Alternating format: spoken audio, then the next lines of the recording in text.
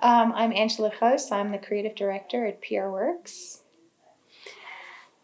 I'm Gail Munai, and I'm the founder of Virtuous and Victorious Women. The reason why I say I don't know how to introduce Angela is because there is so much more to her being the creative director at PR Works. Yes. And the reason why we connected is because of our stories. And Yes. So quite a divinely divinely guided meeting of us from a Forbes event where Gail was speaking and shared her incredible story. And aside from the fact that I come from a creative background, communications background, I have an extensive story that led me to this point. So the person that I am today in my career is based on my extremely emotional and healing story. And that's how we connected, was through a few similarities, but that makes us now sisters. definitely, a lot of times it's very difficult to open up about very intimate stories, which is one of the things I had done at the conference where we met. Stopped me in my tracks. So it was very, very powerful. I remember feeling very emotional before the conference and wondering if I was doing the right thing. But I knew that it was very important for me to tell my story because there are a lot of people who go through the same thing silently, and all of a sudden they start feeling as if they were not human because of what is happening. Yeah. And as I got off stage and got into a group hug with you, That's all I could muster. I couldn't speak. I was also so emotional. I couldn't speak, and I was like, just let me tell her how much it means. Just grab my arms around.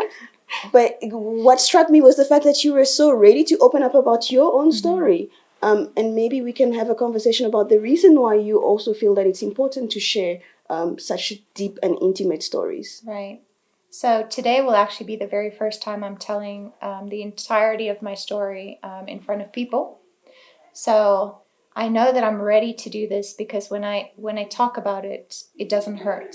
Yes, there's emotion behind it because that's life and it makes us human, but there's no hurt driven behind it. And that would indicate, if there was hurt, that would indicate to me that there's still healing to do and probably not the right time or the right message to convey to people. I have underwent a massive transformational event in my life over the last year and a half. And that healing was something that in 42 years I was not able to do.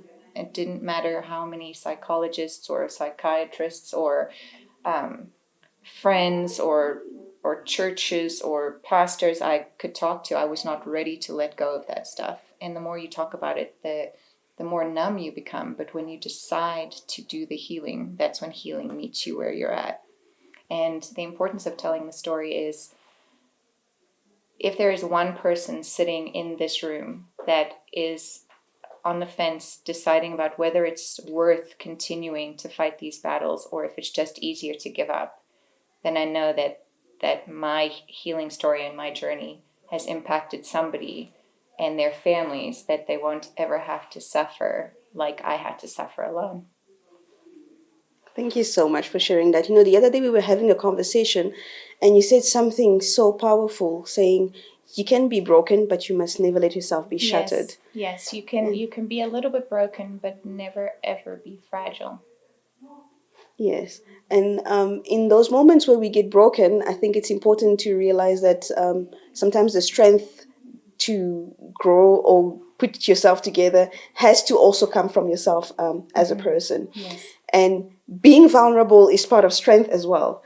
I read about it, I heard it, and I think the speech that we met at the conference was the first time that I heard people using the word vulnerable and courage in the same sentence so many times. Then I realized actually we are very strong because we're able to share our stories. Exactly, because being an empath behind your story means that you're soft enough that even the hardened of hearts can connect with you because they feel safe. So, aside from just, okay, here is my story, take from it what you will. It's the person behind the story, the hearts connect more so than just the story. Thank you so much, Angela. One of the things that I want to tell you is I'm so grateful that I met you, and I'm so grateful that you are willing to share such a powerful story. I remember I was very scared of asking you if you could talk in public as we were looking for speakers for the conference. Yeah. Everybody was like, yeah, I'll ask. And then when it came to you, I was like, oh my goodness, I need to pray about this. I need to. And then when I called you and I asked you, like, yes, I was like, she's willing to talk. You know what? I think God had planned that prior, because there'd be a few like scenarios where I had started to like tell a few bits and pieces of my story, and people are saying, "Tell the story, tell the story, tell the story." So it was almost seeds had been planted up to this point where it's like, okay, guess what?